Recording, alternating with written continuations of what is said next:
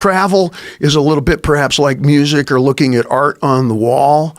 You kind of have to have somebody teach you how to do it a little bit. Yeah, yeah. It's like the fight game. Yeah. Somebody could sit with you and get really bored with technical boxing. It might be the best you've ever seen, and it's not a slugfest or a brawl, and you have to explain, well, see, some jazz.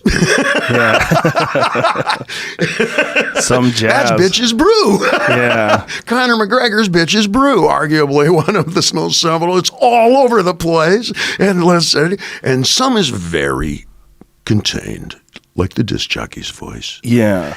Some people are very mechanized. The jazz thing is a really good analogy because you're either into jazz or you're not into jazz. And I like it as background music, but I have a good friend. My friend Alonzo Bowden is a jazz aficionado, and he like hosts jazz tours and stuff. And he's a stand-up comic, so he'll do like comedy on these things, and he just loves it. I mean, he like lives for it. Well, I see the look on your face is because nobody taught you how to taste beer. Beer works in 3 parts, and like it says in the Pickwick Papers, you don't taste it with a sip.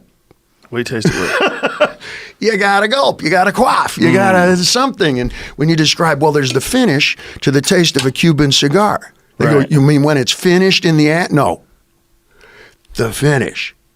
Okay, somebody explain these things to me. All right, what's the difference between Scotch whiskey and Tennessee bourbon? Well, there's an E in the word. Right. In bourbon whiskey, there's an E, and there is no E in the word in whiskey for Scotch. Okay, that simple sort of starts it. Jazz music, somebody explains it to you in very simple, digestible, not lofty necktie terms. Okay, you begin to understand a little bit of what's going on. How do you explain it to somebody? Okay. How would you explain jazz to me? I'll really tighten up for you. Excuse me. Wow, at least I got my health going for me, huh? We'll do it in the Beatles style. Here's the best way to go for somebody new and interested. The McCartney note and the Lennon note, okay? The McCartney note is always kind of happy. I've actually bumped into Sir Paul over at Henson Studios, and he's really happy, okay? And his note will go, da da da da da da da. Hear how pretty that sounds? It sounds pretty.